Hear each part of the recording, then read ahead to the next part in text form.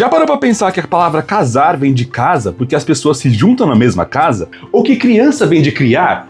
Ou mesmo que a palavra cercado significa que estão em volta da pessoa que nem uma cerca? Em todas as línguas, palavras são criadas assim, através de comparações. Agora imagine, se a gente escrevesse com ideogramas que nem os chineses, não faria sentido que o ideograma de casar tivesse algo a ver com o de casa? Assim a gente não precisa nem criar um ideograma novo, é só modificar o de casa. E foi exatamente isso que fizeram. Nesse vídeo você vai aprender 10 ideogramas que foram criados assim, só derivando o sentido. 7 deles foram derivados da ideia de casa, e por isso eles têm um telhadinho em cima. E como sempre fazemos nesse canal, você vai aprender a história e a origem de cada parte para nunca mais esquecer. Para começar, vamos olhar esse telhadinho aí. A forma dele antiga era mais comprida, fazia direitinho o formato de uma casa. Até que é uma ideia bem óbvia você representar a casa por um telhado, né? Porque casa é sempre um lugar fechado. Até o próprio sinal em Libras para casa é assim, representando um telhado. Então a primeira coisa que você aprendeu aqui hoje é que toda vez que você vê esse telhadinho em cima de um ideograma, tem alguma coisa a ver com casa. Mas pera lá, isso não significa que todos eles representam tipos de casa, tipo palácio, casebre, estábulo. Na verdade, eles podem estar indicando um significado metafórico, igual casar vem de casa no português. Olha esse aqui, por exemplo. Eles adicionaram essa partezinha debaixo do telhado. Se você é inscrito no canal, você sabe que essa partezinha significa mulher e é desenho de um seio com braços. Mas o que será que mulher dentro de casa significa?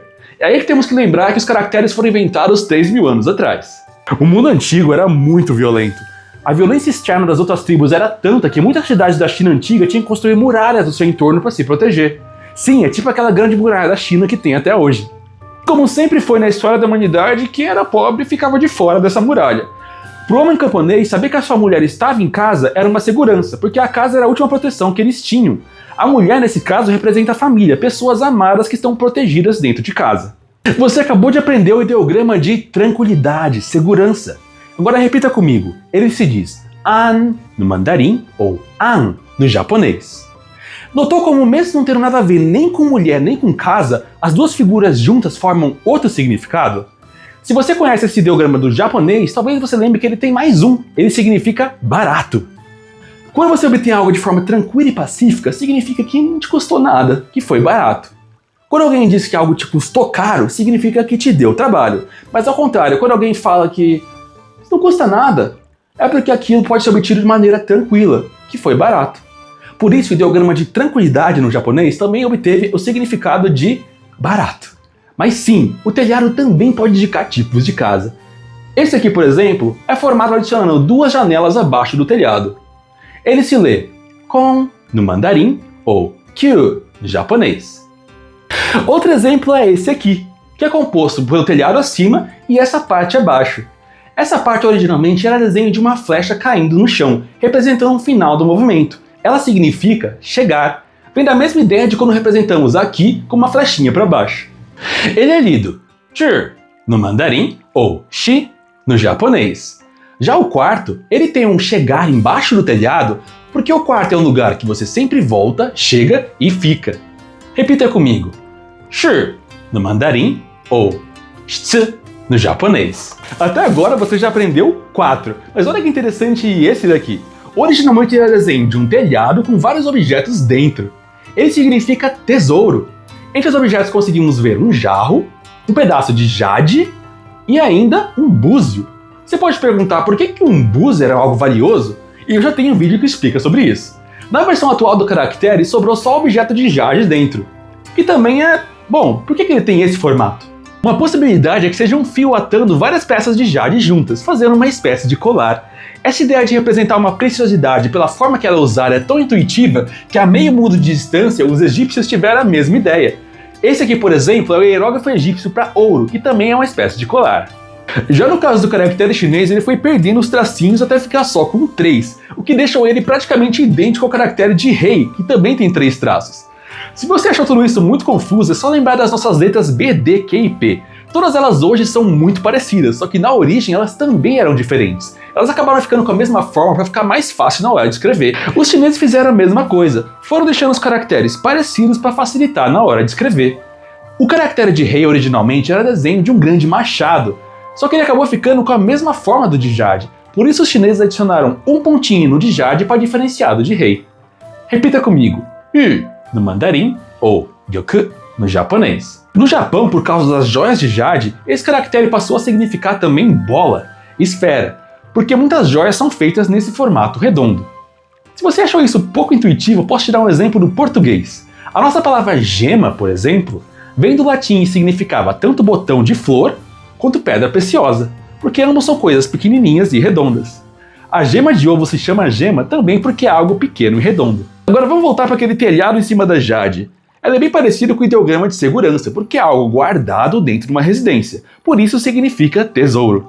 Repita comigo, pao no mandarim ou ho no japonês. Agora vai ser fácil você entender o que é esse aqui, que originalmente era desenho de uma mão debaixo de um telhado, ou seja, é alguém colocando alguma coisa lá dentro. Dica, é parecido com a ideia de segurança ou de tesouro. Ele significa guardar, proteger. Do mesmo jeito que no português a palavra guardar vem da ideia de estar em guarda, de proteger alguma coisa, no chinês os significados também são relacionados. Ele é lido shou no mandarim ou shu no japonês. Vamos dar uma olhada nessa mão agora. Mãos são extremamente importantes nos caracteres, aparecendo em centenas deles. Essa aqui especificamente é desenho de uma mão acima com o traço abaixo indicando o polegar, e significa polegar. Assim como a palavra polegada do português vem de polegar, na escrita oriental o caractere de polegar também significa polegada. E como o polegar opositor é central para qualquer ação manual humana, faz sentido que esse componente apareça representando ações e tantos caracteres. Ele é pronunciado tsuan no mandarim ou sun no japonês. Para finalizar, vamos voltar à nossa questão de casa e casar. O ideograma de casa é esse aqui e traz abaixo do telhado um desenho de um porco. Você conseguiria imaginar o porquê? Na antiguidade, fazia pouco tempo que o homem tinha deixado de ser nômade para virar sedentário. E uma das coisas que permitiu a gente se estabelecer em um lugar só era tanto o cultivo de plantas quanto a criação de gado.